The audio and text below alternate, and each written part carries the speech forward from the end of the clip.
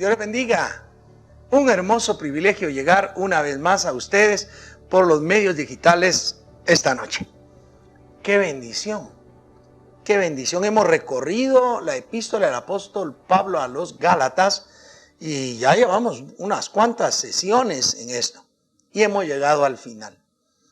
Y como nos quedamos la última vez que nos vimos, recordaremos que el Señor Jesucristo dijo que debido a Jesús, al mensaje de la cruz, ni la circuncisión ni la incircuncisión valen nada, sino la nueva creación. Y sin duda eso es lo último que debemos estar enmarcando. Una regla, una línea de conducta. El mensaje de la cruz nos llevará a la regla de vivir con la nueva vida, con la nueva creación, de manera tal que cada uno de nosotros realmente reflejemos los cambios, las transformaciones que han habido en nuestra vida desde el momento que conocimos la salvación por la fe en nuestro Señor Jesucristo.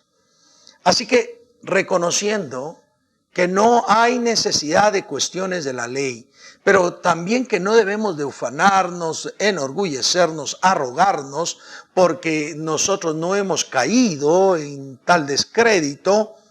La realidad es que la regla es mostrar una nueva creación. Fíjese bien, lo voy a repetir. Mostrar una nueva creación en mí, en usted, en todos nosotros. Que las personas que nos rodean pueda ver que verdaderamente somos diferentes, que tenemos esencialidades, actitudes totalmente diferentes para la gloria de Dios. Y en ese orden de ideas, no llegamos al versículo 16 del capítulo 6 de la epístola a los Gálatas. ¿Cómo dice ese versículo? Y a todos los que anden conforme a esta regla, es decir, a la regla del mensaje de la cruz, donde la circuncisión no vale de nada, no sirve de nada, pero tampoco la incircuncisión, sino la nueva creación. A los que anden de acuerdo a esta regla, dice el escritor sagrado, paz y misericordia sea ellos y al Israel de Dios. Ajá. Paz y misericordia sea a los que andan según la regla.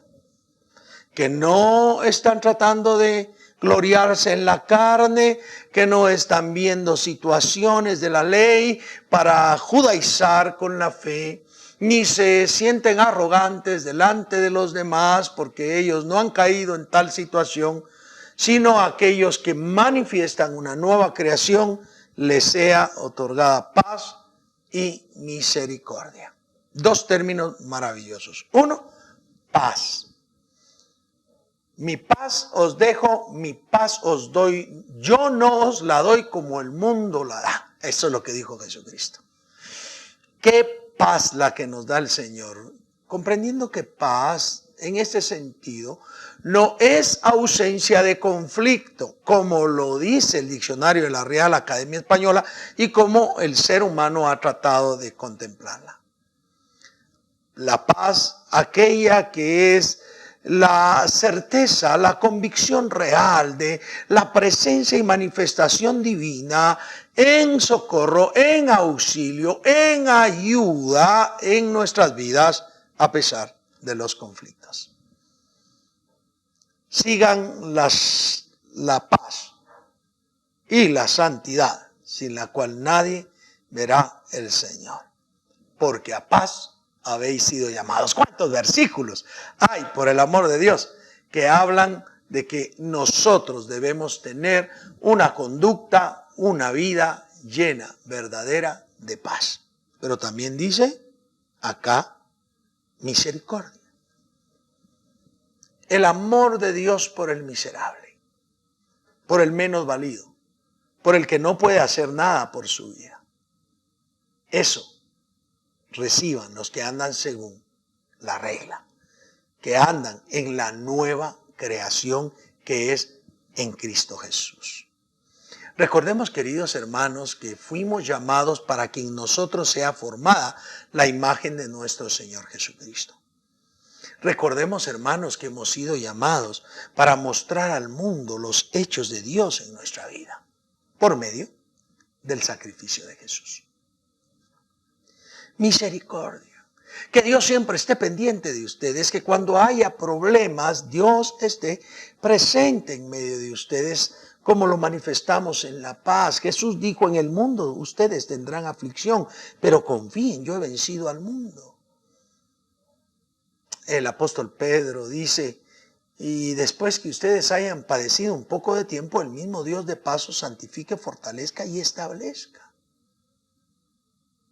Y esta leve tribulación que en ustedes está sucediendo, en estos mismos conflictos se van cumpliendo en todos los hermanos alrededor del mundo. Pero la misericordia de Dios está allí. La piedad de Dios sobre nosotros.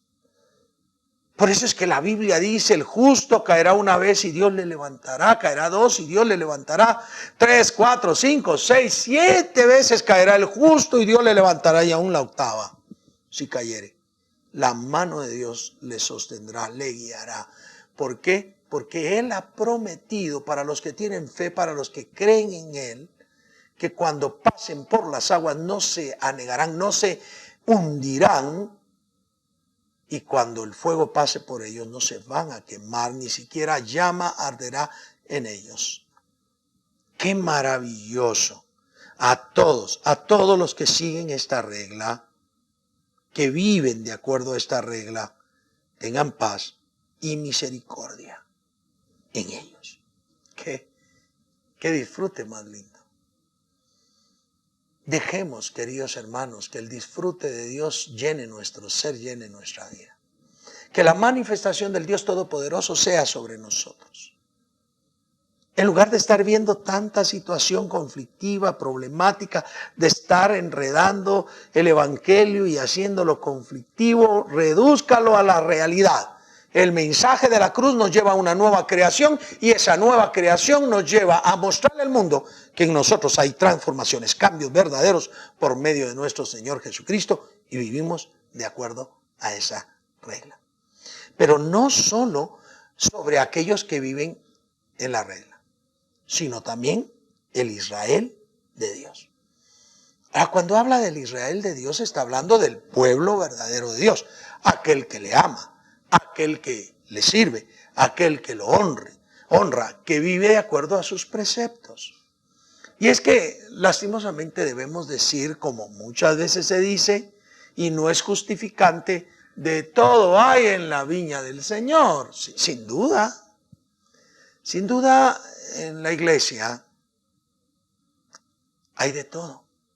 Personas lindas, amorosas, serviciales, que dan su vida por otros, que dan su alimento, sus zapatos por otros.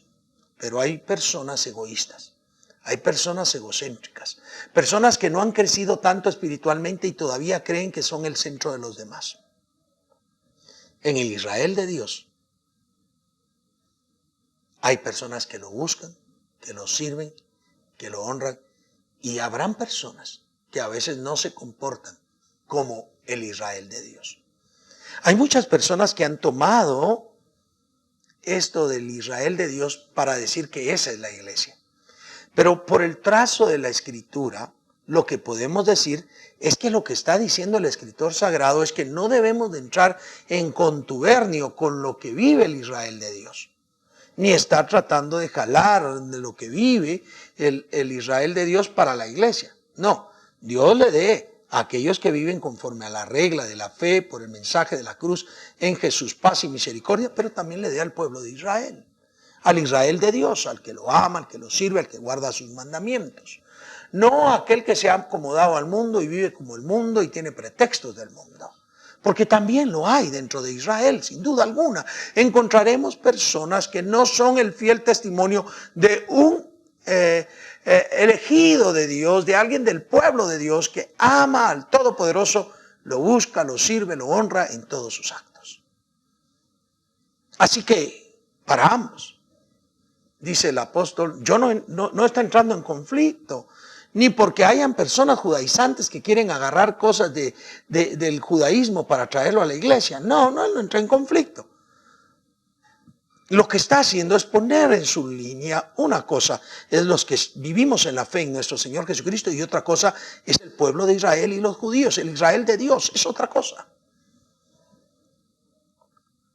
Son dos pueblos, dos naciones, de los cuales formó y forma el Señor un solo pueblo. Porque también hay judíos que han llegado a reconocer a Jesucristo como el Salvador, como el verdadero Mesías. Quizás son pocos en relación a los que son judíos. Quizás son insignificantes a la cantidad de cristianos que hay, pero los hay.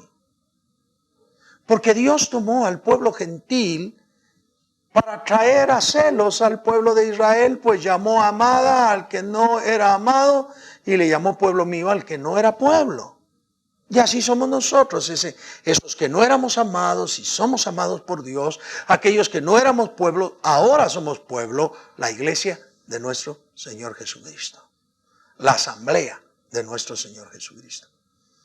Entonces, seguir la regla, seguir la conducta, es primordial dentro de la iglesia del Señor Jesucristo.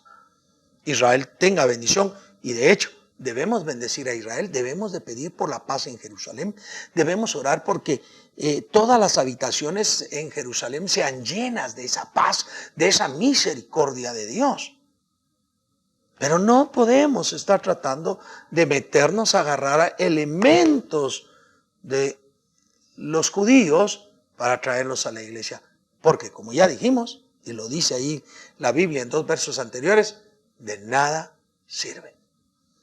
Entonces el escritor sagrado está culminando y dice, por favor comprendan, vivir en la regla de lo que he estado explicando, la fe, la gracia de Dios, el creer realmente en la conformación de un nuevo pueblo que no anda según la carne, sino conforme al Espíritu. El saber que no es necesario ningún tipo de toma de cuestiones de la fe, ni de festividades, cuestiones de la ley, quise decir, ni de festividades, sino dejar allí a los que tienen su fe judía, dejémoslo ahí. Y nosotros oremos por ellos, sí, bendigámoslo, pero vivamos una verdadera fe. Y entonces por eso dice el verso 17. De aquí en adelante, o sea, de ahora en más, por favor, nadie me cause molestias, porque yo traigo en mi cuerpo las marcas del Señor Jesús. Por favor, no me vengan a molestar.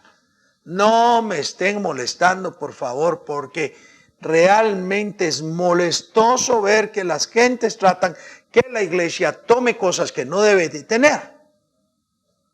Es molestoso. No me molesten. De aquí en adelante, por favor, no me molesten. Pero señala algo. Porque yo traigo en mi cuerpo las marcas del Señor Jesús. Cuando el escritor sagrado habla de las marcas del Señor Jesús, muchos hablan de las estigmas. ¿Qué son los estigmas?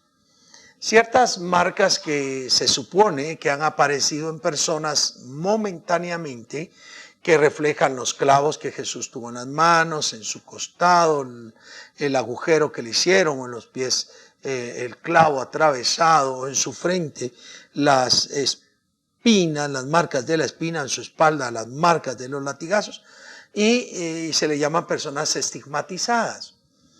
Ha habido muchos estudios de esto, tanto en la iglesia católica como en la iglesia evangélica. Y todos han creído que acá lo que pasa es que Pablo tenía ese tipo de marcas visibles. Yo lo dudo realmente. Yo creo que Pablo lo que está diciendo es que por Jesucristo, en Jesucristo, Él ha sufrido, ha sido marcado por el Señor Jesucristo en su vida, en su cuerpo.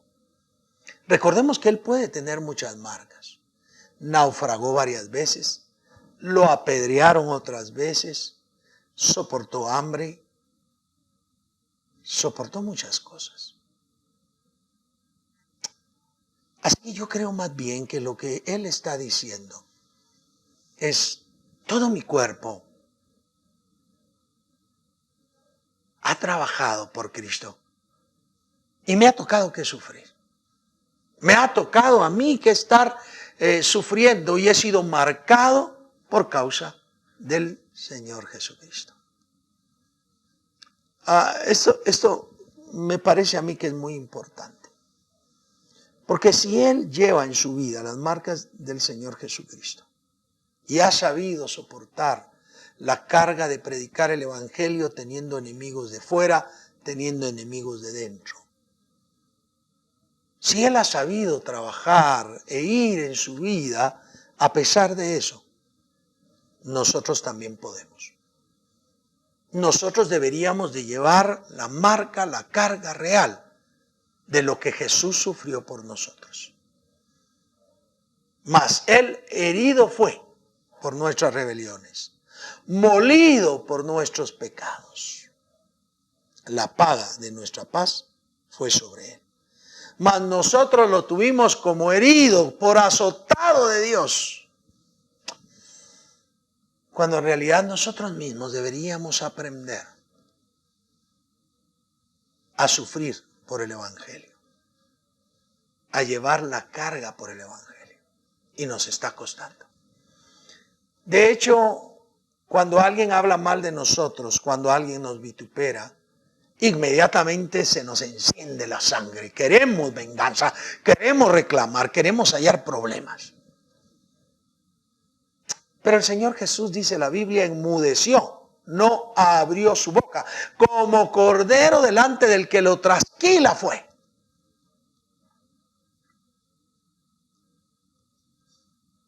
Soportó todo. Soportó todo. Porque la nueva vida, la nueva creación, requería un ejemplo máximo de soporte, de esperanza, de fe. Y Pablo, aprendiendo eso de Jesucristo, es un fiel testimonio, y por eso él decía: imítenme a mí como yo imito a Jesucristo. No estoy tan seguro, yo insisto, en que él tuviera estigmas, marcas de Jesucristo en su cuerpo. No estoy tan seguro. Creo más bien, queridos hermanos y hermanas, que él estaba dispuesto a dar su vida por Jesucristo. Porque bienaventurado es aquel, todo aquel que es perseguido, que es vituperado por causa del Evangelio. Es bienaventurado aquel sobre quien se dicen mentiras por el Evangelio. Y ese que es vituperado, ese que es perseguido, ese es respecto del cual se dice mentira, lo que tiene que hacer es gozarse y alegrarse, porque su galardón es grande en el reino de los cielos. Porque así persiguieron también a los profetas que fueron antes que todos los santos que vemos allí en el Nuevo Testamento. Sí, tengamos esa visión. Pablo entonces está diciendo: ya no me molesten, yo tengo suficiente manera de mostrarles Jesucristo. No necesito tomar elementos de la ley y traerlos, porque para mí las marcas de Cristo, lo que Cristo ha hecho en mí, la forma en que yo he vivido el Evangelio es suficiente para testificarles de la verdad de la salvación en Jesucristo. Yo no necesito tener un estigma para que digan: si es cristiano. No. Yo necesito mostrar la nueva creación que es en Cristo Jesús. Hablando con los hermanos y con varias personas en diversas oportunidades, he llegado a la conclusión que algunas cicatrices que nosotros tenemos son especialmente dejadas por Dios para que nosotros lo glorifiquemos de las misericordias que Él ha hecho en nuestra vida. Sí, a veces. No nos damos cuenta que Dios obra en nuestro favor, que usa a los médicos, que usa la medicina, que usa a un amigo, a una amiga, que ayuda a nuestra vida a través de un consejero. Pero a veces quedan ciertas marcas que deben de ser el testimonio real para darle gloria al Señor. Y yo tengo una pequeña marca aquí que a lo mejor no es perceptible por ustedes, pero yo la tengo.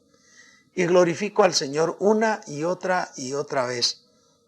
Porque siendo niño tuve un percance y se me separó como medio centímetro el labio debido al golpe y a la ruptura. Y me tuvieron que costurar 2 veces para poder mejorar esto. No se ve mal, no me veo feo. Bueno, feo es otra cosa, pero sí poder darle gracias a Dios. Pero tengo esa marca y recuerdo que Dios fue misericordioso conmigo. Recuerdo los milagros de Dios en mi vida y las señales que yo tengo en mi cuerpo de gracia, de misericordia del Señor Jesucristo. Y Pablo, eso es lo que nos está diciendo. Yo puedo testificar de Jesucristo, de la fe en Jesús, del mensaje de la cruz de Jesucristo. Ya no me molesten, por favor, porque mi cuerpo mismo está marcado por diversas situaciones que me hacen recordar la fe en el Señor Jesucristo. Qué testimonio más lindo. Y entonces llegamos al final de la epístola. Bendito sea Dios. Y en un solo verso dice: hermanos, la gracia de nuestro Señor Jesucristo sea con vuestro espíritu. Amén. ¡Ah, qué maravilloso! Hermanos, hermanas, amigos, amigas, ustedes que están en sintonía con nosotros, la gracia de Dios sea sobre ustedes. El don inmerecido, el favor inmerecido de Dios sea sobre ustedes. Que ahí donde estén, donde nos estén sintonizando, donde nos estén viendo, sea YouTube, sea Facebook, sea Spotify, donde ustedes nos estén observando, que la gracia de Dios, que ese amor de Dios, que ese regalo de Dios esté presente en sus vidas. Y que esté en su espíritu, en ese espíritu humano, impactado por la gracia de Dios, por la salvación de Dios. Para que todo nuestro ser, espíritu, alma y cuerpo, bien unidos, sean edificados y crezcan en amor y crezcan en el conocimiento de la gracia que es en el Señor Jesucristo. Y a eso le decimos un profundo amén. Así sea. Así es. Yo me comprometo a esto. Y entonces la epístola de los Gálatas culmina con esperanza, no con pleito. El escritor sagrado no trató de pelear, trató de abrir el conocimiento y explicar la esperanza que había en los creyentes y el porqué de la fe, la cual es santísima, no debe ser contaminada, no debe ser dañada, no debe ser mezclada, no debe ser adulterada, no debe ser sincretizada. Y por eso hay que defender la fe, la gracia, la bendita palabra de Dios. Y termina con esperanza, porque todos nosotros, los que testificamos de nuestro Señor Jesucristo, hemos de llevar en nuestro ser, en nuestro corazón, en nuestro cuerpo, las marcas del Señor Jesucristo. Por fe y para fe. Así que, queridos hermanos, debemos, en el nombre de Jesús, ir en la regla. Por favor, no te tuerza. Hay un camino angosto, delgado y pocos son los que van por él. Por favor, vayan, pero van para salvación, para vida eterna. Angosta es la puerta, pero pasarán por ella pocos, pero es para salvación. No tuerzan el camino que nos traza la bendita palabra del Señor. De veras, hermanos, hermanas, ha sido un honroso privilegio estar estudiando Gálatas.